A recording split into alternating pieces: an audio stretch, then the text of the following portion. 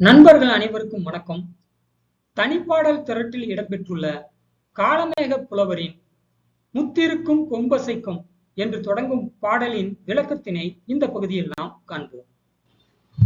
இதுதான் நாம் பார்க்கவிருக்கின்ற பாடல். இனி அதனுடைய விளக்கத்தினை மட்டும் காண்போம். காளமேக புலவர் சிலேடை பாடுவதில் வல்லவர். சிலேடை என்று சொன்னால் ஒரு சொல்லோ அல்லது தொடரோ இலக்கியத்தில் பல்வேறு பொருள் படும்படி அமைவது சிலேடை ஆகும்.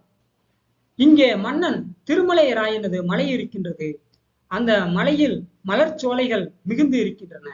அந்த மலர்ச்சோலைகளிலிருந்து மனமானது எல்லா பக்கங்களிலும் பரவி வீசுகின்றது. அந்த மலர்ச்சோலைகளில் ஆமணக்கு செடி இருக்கின்றது.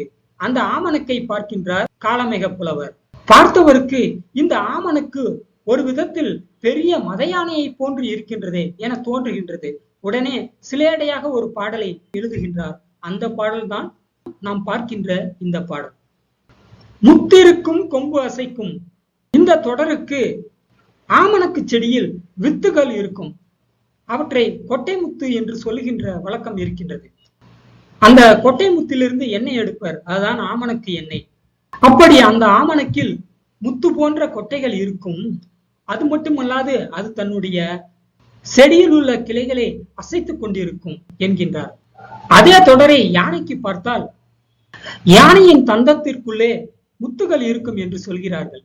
அப்படி முத்து இருக்கக்கூடிய தந்தமான கொம்புகளை அது அசைத்துக் கொண்டு இருக்கும் என்ற பொருளானது யானைக்கு பொருந்தி போகின்றது.